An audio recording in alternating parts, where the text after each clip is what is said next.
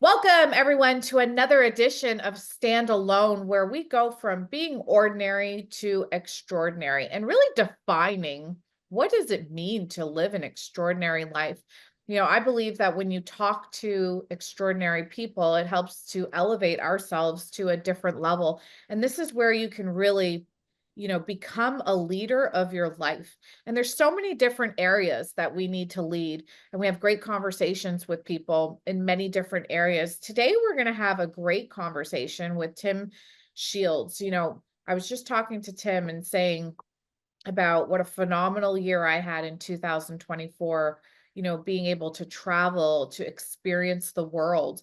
And this is something I've always done, but I did it from a place of yes, where, a lot of times when you're planning a trip, you plan so much. And then when you go there, it actually shifted your experience than when you just go and let things happen. And so that's kind of what your life has been like, where you are allowing it to happen to you.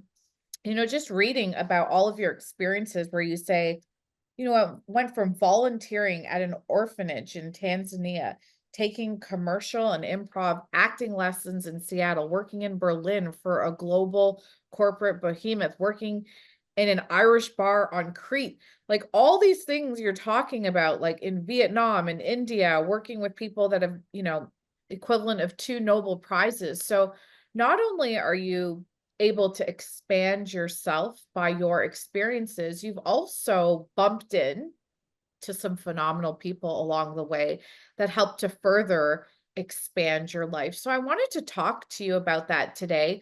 You have a book that you wrote, A Curious Year in the Great Vivarium Experiment.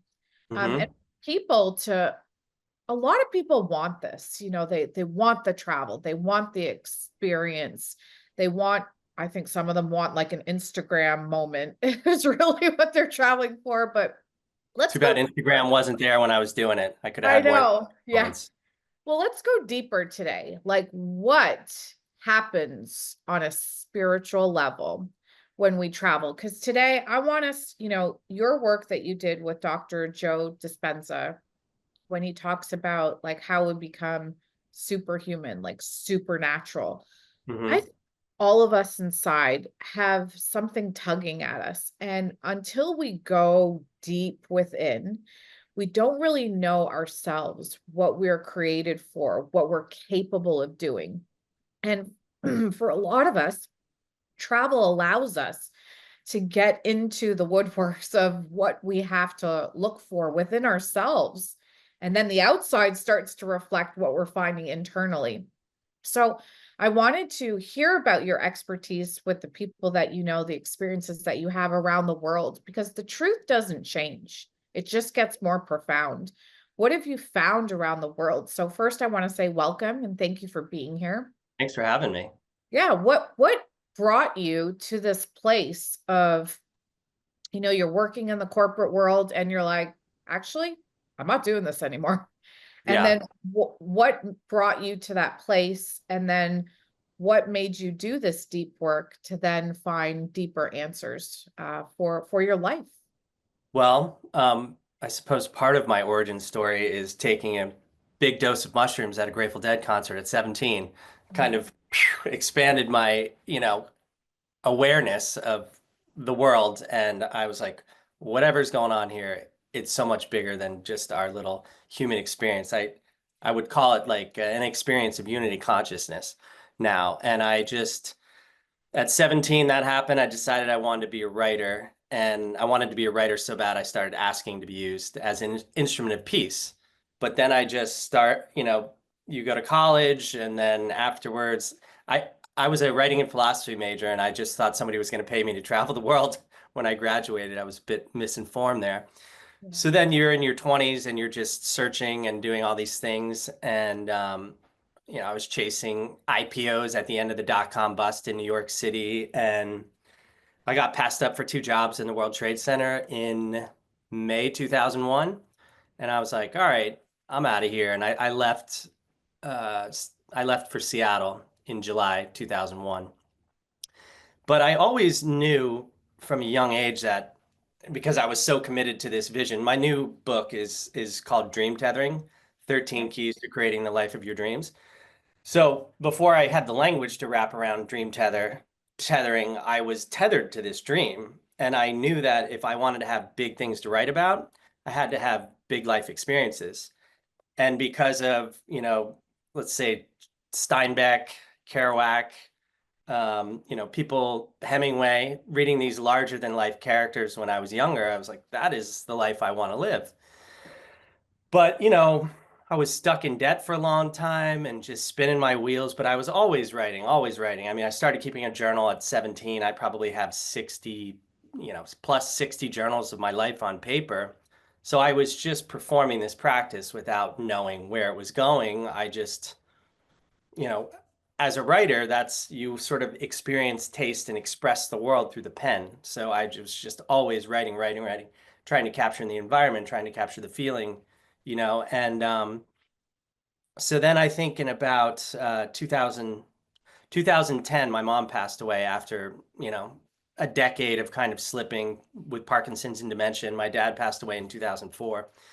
So I was always going home to New Jersey to see my parents while my friends were going off, exotic places. And I just thought, okay, this is my time. So I bought a one-way ticket to India. I didn't have a plan or a clue. I landed in New Delhi with a Nepal, Lonely Planet, which doesn't really help when you're in India. And probably the first day or two, I was just in my hotel, like, I've made a huge mistake, just terrified. And, I didn't know a soul on the continent, 23 billion people or something like that.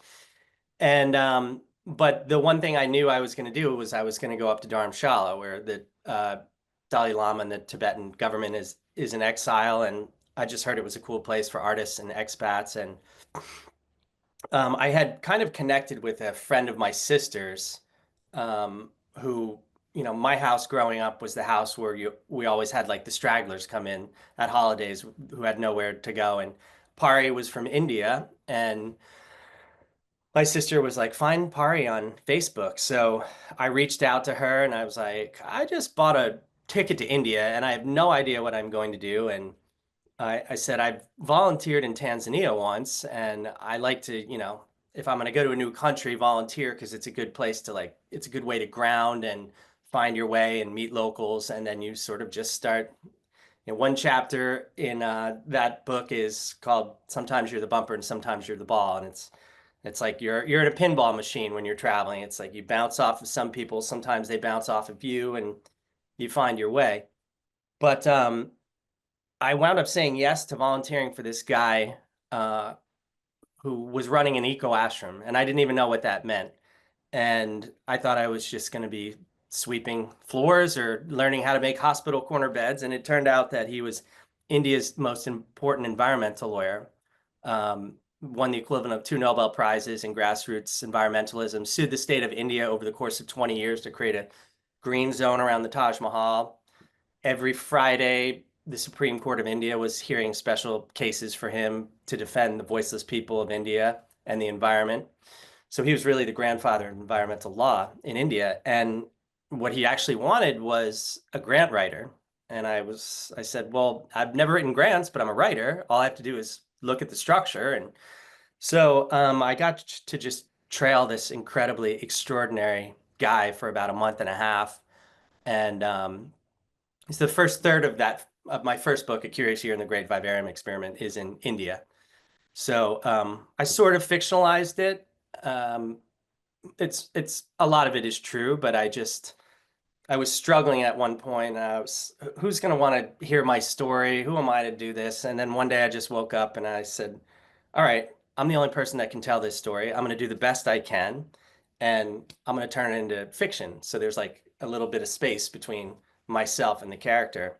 And that just sort of micro twist in my mind allowed me some more freedom to move into the book. And so that's kind of how that came to be. Well, I mean, listen, for a lot of people today, I think the word is lost. I think a lot of people are feeling um, we have these big goals. We have these almost big intentions of what we want to do and create and be. And then when you add social media, which opens up these windows of access so to what everyone else is doing, we're like stuck in our little home thinking like, I'm not doing anything, then, you know, so how do you stay true to your own vision of what you want to do and create as opposed to like chasing someone else's dream? Because your new book is about dream. If you can explain what tethering is, I know you have like you talk about prisms of consciousness, quantum physics, healing, transformation. I love this stuff. Yeah. um we could have a quantum physics conversation if you want, Yeah. but when you get to the world of dreams, I think that's an incredible space. And so I'd like to Yeah. know what you know about that. But how do you stay true to your dreams in a world where it is so noisy and it is just creating so much chaos and confusion for people? And sometimes my heart goes out to people where, I just say to people, get to know yourself. That's what stand alone is. Like when you know yourself, you can stand strong in any crowd. You can know who you are. It's not that you don't get influenced by other people, but it's coming from a place of strength as opposed to weakness, which we're all weak at one point of our life and in different areas. But how do you stay true to your dreams? Well, one thing that's actually a structure of the book is after my mom passed away, I thought I was ready because she'd been sick for a long time, so I was mentally preparing myself. And then the finality of such an act was kind of like sweeping the rug out, from under my feet. And I'm the youngest by 9 years. I was kind of a mama's boy. We were very tight, and she just kind of faded away over time. And I had sort of a call with a friend of my sister who's like an energy healer person, and she said, "Okay, well, you're a writer. I want you to do this exercise every day. I want you to write down 5 things you're grateful for and 5 things you want to create. And you're going to find that the things that you create today are going to be the things that you're grateful for in the future." So, I mean, that pretty much created the whole book. I bought a one-way ticket to India and I was just writing down these things that I wanted to happen. I was like, I want to be of service. And then I was volunteering for this guy who's won the equivalent of 2 Nobel Prizes. I mean, I could go on and on and on about the things that I've created. Actually, this morning I just finished another gratitude and intention journal, wrote the last entry. But you know, you as a younger person, you are going out and having all of these experiences. And when I lived in New York, it was just, party, full throttle. But I think kids are a little bit different these days. And I think the most important thing that they need to learn how to do is to be still and to meditate and go within. Because, you know, my meditation practice it's partly letting myself go to allow new information to come in. But the other part is moving into the feeling of what I want to create in the future. So it's, Dr. Joe Dispenza would say, the thought sends a signal out and the feeling pulls it back. And then, of course, in between it's not passive, there is action too. But, when you're doing that, when you're moving forward in such a way, if you can surrender the how, there's a fine line, I think, between like the creation and then having a choke grip on how it's going to happen. I mean, the more you can get out of the way, the more the mystery is going to unfold for you, and things are going to come to you in ways you never could have ever imagined. And for my new book, Dream Tethering, it's not about dream sleeping. It's about, your dream, your goals in life. And so I define a dream in this book as the memory of what your soul envisions before it expresses human. And then tethering is the utmost length, limit, or extent to which one can go in action, ability, or resources. So then if you put dream tethering together, so one's a noun, one's a verb, you put them together, it's a process. So dream tethering is the transformational healing and creation process that is expressed in the pursuit, execution, and realization of your greatest potential in its highest timeline in its fullest expression. It's a lot to chomp. It's probably a lot to chomp on at one bit, but that's defined in the first page of the book. But this book is really kind of about self-actualization. And if I had to distill my own work into two pillars, it would be about surrender and trust, because that's what I'm trying to master in this life. So there's the intentional creation process where you're moving into the feeling of the future. And then the surrender process, which is allowing it to come to you in a way that's far better than you could have ever imagined. And then the trust is, that might be the hardest part, but the knowingness that this is going to happen. So I kind of had to change the structure of my book a little bit. Originally, I was speaking to my 17-year-old self, and my agent was like, this is going to be a hard, um, structure to sell into. So I've kind of had to change it. But the central question, I kind of wrote this book to my younger 17-year-old self under the idea that time is a human construct and all of time is happening now. So if all of time is happening now and I can heal or alter my current state of being, this could change my past and future timelines. But the central question of the book, which is kind of the central question I've been brushing up against my whole life in following this dream of being a writer, is, am I powerful enough? Do I believe in myself to become the creator, the executor, and the master of my dream? And it's taken me 5 decades, and everything is happening in this one moment. Everything I've been working on is like coming into this one moment, and I'm just trying to surrender and trust and let it unfold, do the work I have to do, and yeah, just put my seatbelt on and go for the ride. Yeah, it's a very interesting position that you're in, because surrendering is probably one of the hardest things that we have to do. And for a lot of people, when you're grappling with growing and going through experiences, especially in today's world where um another when you talk about surrender and trust, these are two things I had to learn a whole lot about. And then I started to like dive into the word, like, what does it mean to be obedient? Because a lot of people do not have an appreciation for that, and we're just very disobedient. And it's Well, when you say that, obedient or disobedient to what do you mean? That's interesting. Never thought about yeah, that. yeah, this is something I'm still doing like a lot of work on right now. It's just the word that has really touched me, where to me, I have to be obedient to my calling, not just Yes. everything that is pulling me in certain areas. But at the same time, as you talk about this, I I grapple with what people have to go through to get to what they need to know at the time that it will affect them in the best way.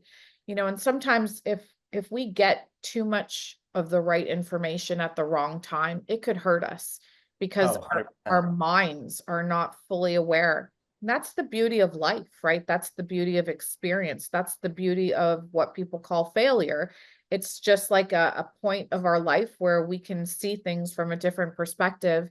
And then we get to almost take a jump in what we can learn and understand in the world, but we never get those little jumps if we don't go through those bumps along the way. 100%. Yeah. I mean, I thought this book was ready to go like 3 years ago, Yeah. and it was a different title. There's one or two new chapters that are essential that I had to add. And I was working with this literary agent, and he was kind of a legend. He put Eckhart Tolle on the map and Neil Donald Walsh. He did the Dummy series, and I had been fighting to be seen and trying to get attention of literary agents, and I just got this connection. This guy got what I was doing, and he said, "I'm sending you a contract by the end of the conversation." And there were all of these delays that are not important to the story, but when I finally got back around to, I sort of was, and through another client, was entertaining this other literary agent. He said, you got to talk to this person in London or something. And so it took 4 months to get a meeting with her, and then 3 months to get her to get back to me. And um, by the time I went back to my agent, he said, well, I'm sick, but I'm going to be get better next month. And this went on for about 4 months. And then he said, no, I'm definitely going to be better by September. And then a year ago, not this December, the previous December, he passed away. And I had been sort of locked into what I was doing. And then when it was time to, start looking for an agent, I just started talking to him. His name was Bill. And I said, Bill, just lead me to the right agent. And I had a couple different calls with people. And a mutual friend of ours, Steve, introduced me to a literary agent. And in the beginning of the call, I mentioned this guy, Bill Gladstone. And she said, what did you say? I started my literary career with him 25 years ago. And Wow. my jaw just about hit the floor. I was like, this is how it's supposed to be. It's supposed to be easy. And when you get out of the way and you surrender and trust, it just falls into your lap. Yeah. So, she's been really great. We're probably going to start pitching this new dream tethering book in the next week or two. And, the book would, I don't think the book would have been, I mean, I don't know what's going to happen. I'm creating every day that the right people show up at the right time and that this book will find the right people. And, you know, I've always, since a young man, I thought I want three things out of my reader. I want them to think, act, and feel. And this book couldn't have come to fruition until this moment. So I had to wait for all of these other things. And then, I don't know. Do you know who Dr. Zach Bush is? I just looked him up after doing Yeah, research on him. he Yeah. is phenomenal. He is so articulate, and he's got the soul of a mystic and a poet in the body of a triple board certified doctor. And he's one Amazing. of the global thought leaders on our microbiome and how it relates to our soil systems. And Great. yeah, you should listen to any podcast with him. But like I started working with him and all of these other things started lining up. And 3 years ago, my agent was like, you just have to be patient. You're ahead of people. They're going to catch up to you and you're going to hit when you're around 50. And I just turned 50. We'll see what happens, but all these opportunities are just kind of showing up in my life all of a sudden. And I don't know. We'll see. Surrender and trust. Just do the work every day. I guess that's a big part of dream tethering is you can't just sit there and meditate. You have to be moving towards this thing. Yeah. So, you know, I do talk about the calling in my book, and the way to dream tether is through your dream tethering practices. So, as a writer, you're going to be writing every day and, meditating or whatever. I mean, I think the goal is to get yourself in trance, because when you get yourself in trance, whether that's through walking or meditation or writing, the thinking brain dies down. And the thinking brain, the prefrontal cortex, it's an active little beast, and it creates so much static between you and the dream. But when you can quiet the mind, which is why meditation is so important, I think Tim Ferriss has a new book out, and I think it's something about Titans, but 80% of the most successful people share one thing, and that's a meditation practice. Because you have to be quiet to allow the new information to come in. It's like a spiritual GPS system when you can be quiet and allow that information to come in. This whole new book that I wrote, I met with this I met with this guy, this Bill Gladstone, my former agent. I gave him this whole stack of papers, things I had written, and he chose the one I actually liked best. And I didn't know what the book was about.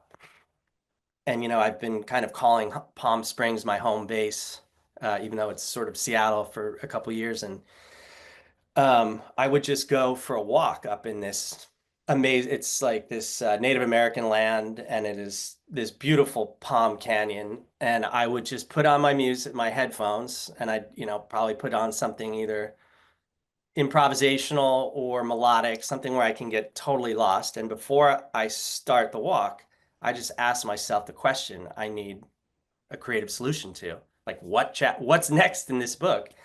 And 100% of the time, I get an answer just by being in nature, by quieting my thinking brain and allowing, you're just kind of walking in trance, just, oh, this is beautiful. And boom, the information just comes right in.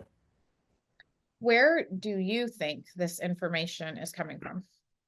Well, it's from what we would call the field or the quantum field. You know, it's this invisible field of information, energy is information, and energy is primary. Like I think that the majority of us believe that this reality is about all of this physical, tangible, things and achievements and all this stuff. But if you really think about it, nothing in this reality, this dimension, was ever created without the thought of it. You know, telecommunications, airplanes, the internet, the thought is sort of it's the bridge between, consciousness. The brain is more like a computer processor. And, um, I think consciousness is actually downloaded. So all of the information is already there. You just have to connect with it and kind of create the right internal conditions to allow that to come in. I mean, that's what do I know? But that's been my life experience. And yeah. It's interesting because we talk about software and hardware, and everyone understands us a little bit more because we have phones, and which are mini computers. And even though you can get like a new software update, if the hardware of your phone isn't capable of handling that software, you Yes. actually don't get all the information that is out there that could give you more functionality. And that's what like living life is all about. When we talk about experiencing and like walking through things and not looking, this is why I don't like people that have a victim mentality. And when I say I don't like, I'm aware of how bad that sounds, but I walk away from that, because if you truly do believe like somehow, some way this is serving you, and what do you have to learn from this? What do you have to like grow from this moment? Um, and those things allow you to improve your hardware so that Yeah, you can tap into, the better information that is out there. And I think it's really important for people to understand that things are created in the spiritual world before they show up in in 100%. in this world. And so when we look at people and we're so superficial in this world, and we're so about matter and what we can touch and we feel, and it becomes this thing of like, if I don't see it, I don't believe it. Well, that's very sad. Like, what can Yeah. you see when you close your eyes, I think is the most important thing. And to me, like that is something that's very, very powerful. When you talk about transformation, what does that mean to you? Like, what does it mean for someone to transform? Well, just to add one more thing to the computer metaphor, Yeah. the field is the cloud. Yeah. All the information is there, and you're just pulling it down into you. But transformation, I guess, at a you could go at this from many different levels, but I think transformation is about transmuting our limitations and our fears and our childhood wounds and all that into something that is usable, enriching, and um, I mean, I can't use the word transformative here again if I'm trying to describe transformation, but um, it's about the transmutation of your inner world, because I think you know our inner world, our external world, is just a mirror of our internal world. We see that most commonly in our romantic relationships, but if you are living in fear all the time, What and do you mean by that? Like, how does it come out in our romantic relationships? And well, why in our romantic relationships does it show the most for us? um, I think because it's such a vulnerable space, and I still haven't cracked the code on this one, but you know, we live in a world of relationship when we can't know ourselves without the mirror of somebody else, and in a family or in a romantic relationship, you know each other so well, and these it's very easy to hit those triggers, and those triggers are more often than not a wound from childhood and we're unconscious of it, and we're acting out as that, fifth grader who got their heart broken or something like that. And you're just in this repeating cycle until you become aware of that. And when you can become aware of that, then you actually have the possibility to transform it. And, I think in my last big relationship, it's the whole last key of my book, but it took me a long time to learn. I never said I was smart. It took me a long time to learn some of these big lessons. But it's like every time you can push through those triggers, you get more, you can form more vulnerability and more intimacy. And somehow through Hollywood or story or whatever, vulnerability has been viewed as a weakness. But I think vulnerability is one of the most powerful things um, that we can do, because vulnerability is showing your true self. It's showing your flaws. It's showing your beauty. It's showing your gifts.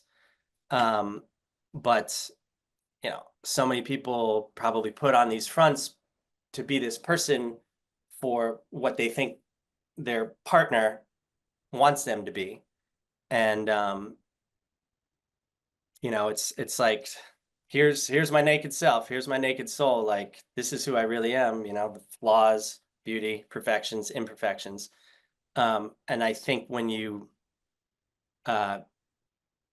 it's almost like rushing stacking dolls, those, you open it and there's another one, and it's like you're getting to the core, you're getting deeper and deeper into this thing. And I think it's kind of a never ending labyrinth. And that is the beauty of a powerful relationship. You grow deeper and form a more intimate bond, and surrender and trust is also a huge part of relationships. So Yeah, and it's funny because the whole thing of stand alone, it has nothing to do with being alone. It's actually the opposite. It's how we know ourselves isn't actually through just being by ourselves. It is yeah, through deep relationships with other people, God, seeking those relationships is what reveals what is truly inside of ourselves. And you said something about vulnerability. Like I believe what's even higher than vulnerability is the word you use, like intimacy. In hmm intimacy, that is, you can be vulnerable alone, but if your partner isn't vulnerable, you still don't get creation. But when yeah, there's deep intimacy between two people that have come together, this is where you get creation. This is where you get magical, beautiful things that no one could ever do by themselves. And in a world today where we are so individualistic and sometimes incredibly selfish, and we say like, well, I'm vulnerable. Yeah, but that's not enough. Like, that's good. yeah, That's very selfish for you to say that, but like, who are you doing that with so that you can have boom, collision, creation, and that's literally how we are birthed into this world. Two people were very intimate, and then creation happened in that moment. So I think it's really powerful what you're saying, and understanding, like, for us on a spiritual level, because this is, I mean, we could go deep. I could talk to you for like another 3 hours on this yeah, stuff and unravel this. But for someone who is just, I'm out there and I'm kind of just wanting to understand myself better. There's nothing wrong with that. I don't mean that in a form of selfishness. I think that's a beautiful thing. But I think we have to not be afraid of being around other people. In my journey, that was one of my biggest things, where I get very guarded and I don't want to interact with people, but that's me hurting myself. It's not me yeah, adding value to my life and then creating more than I can with other people. I know this is true because in business, what you can do in teams is far greater oh than what you yeah, can do as an individual. And if it's true in business, it's true in your life, it's true in the world. You Like that's just our understanding of things. So what could you express to people to understand in this moment today where we are just really individualistic and we have to understand the importance when you talk about the interconnectedness and how we do relate to other people. So when someone does make us upset,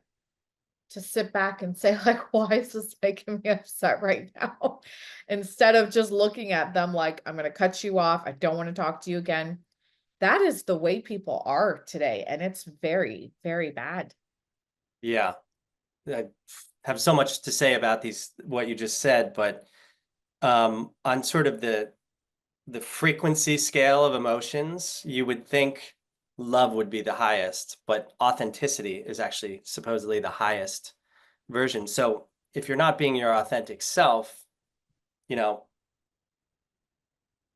just like attracts like, wounds attract wounds. That's kind of the 12th key of this book. The last two chapters are sort of about love and relationships, a lot more than that. But um, there's a fine line between, I would say, in some regards, I've been very selfish in relationships.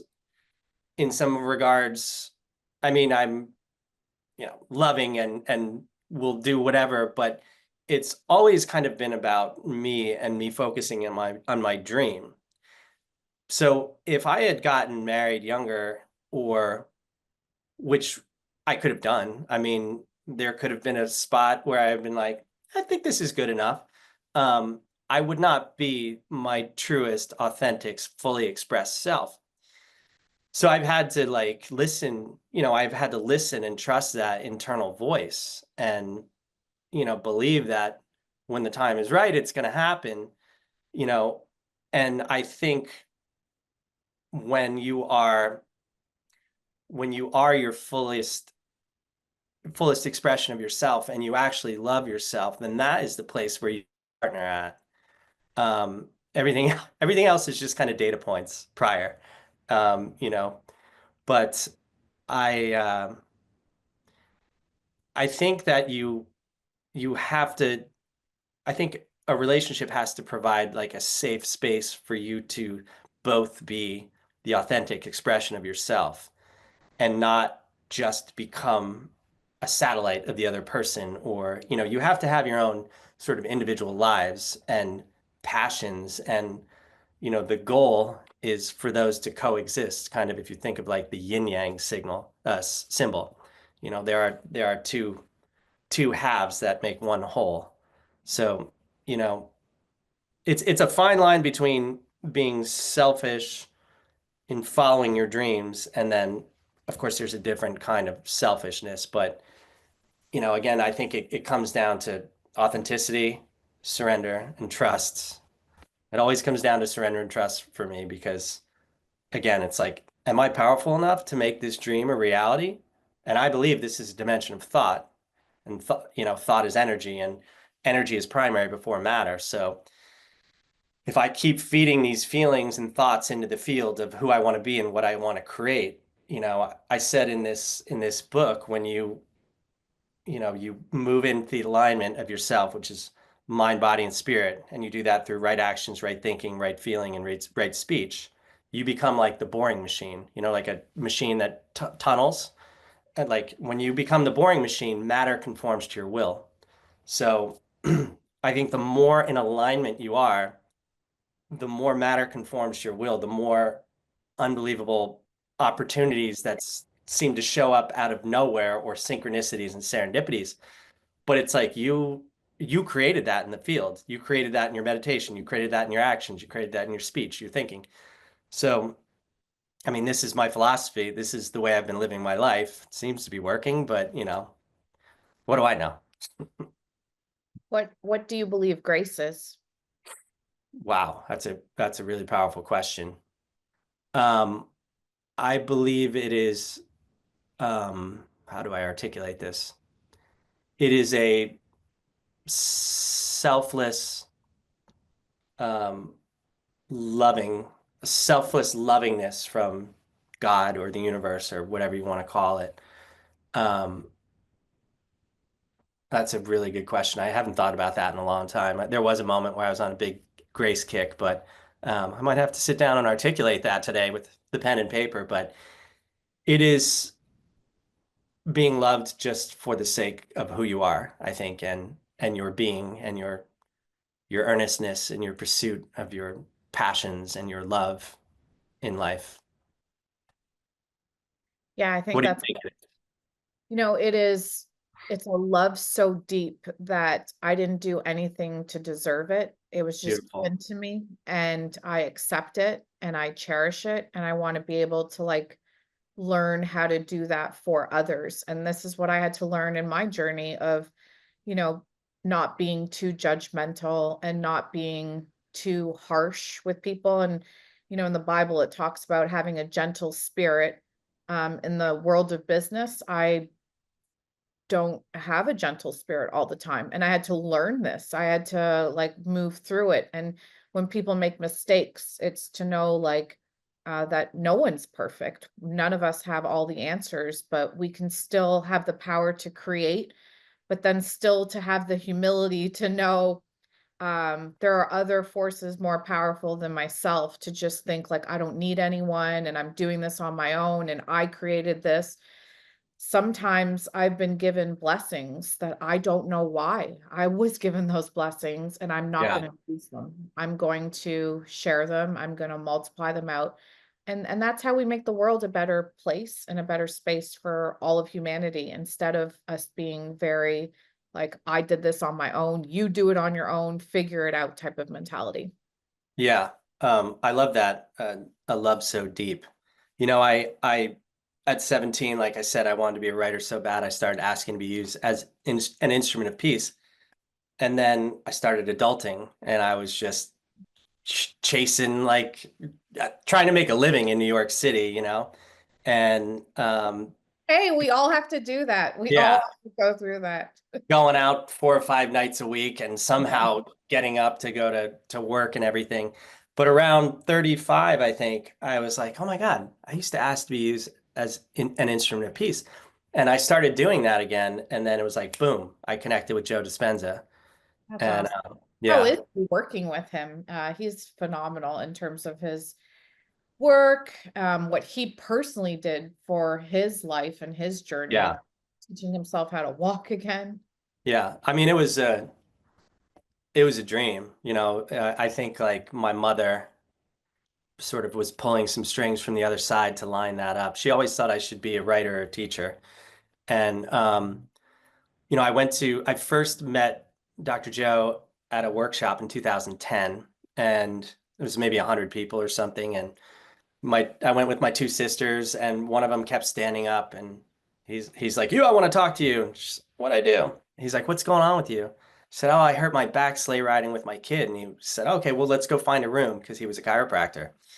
And it turns out that before I was born, my family lived one town over from his family in New Jersey. And they were like, "You went to fucking Alfonso's Pizza? I went to Alfonso's Pizza." And then he invited us to, like, so Jersey. And then he invited us to be his guest at dinner. And I was looking for sort of my first literary agent at that time. And it was kind of before Facebook was blown up. And so we kind of stayed in touch. And I would go back, once a year. And every time I saw him, I said, we'd be great collaborators. And then I think in 2015, it was like late April, I went to this sort of 4-day workshop and I wanted to create two things. I wanted a full-time job so I could finish my book because I was always freelancing and every time a job ended, I had to change my energy to be in a flow to go looking for new work and I wanted to create a mentor. And I'm beating myself up the whole time because people are having these extraordinary internal mystical experiences. And I'm like, I'm not doing it right. I'm a failure at this stuff. And the minute I landed in Seattle, I got a message from this guy who's a friend of mine. He said, "Oh, I just left Microsoft after 10 years for this unicorn company and we need a writer." And I said, "Oh, this is interesting. I'm still on the tarmac in Seattle." So then I take the light rail into Seattle and I run into him on a street corner. And he said, "You really got to apply to this job." So long story short, I got the job. Um, making more money than I ever thought I would make, doing like social media for this company, like writing tweets and stuff like that. And every day before work for 6 months, I went to a coffee shop and I worked on this draft of the book. And whether that was 30 minutes or an hour and a half on a really good day, if I got my shit together and got out the door early, it took me exactly 6 months to finish this draft. And at exactly 6 months, I got laid off. And I was like, yes. I'm like, I'm just going to work on this draft all winter.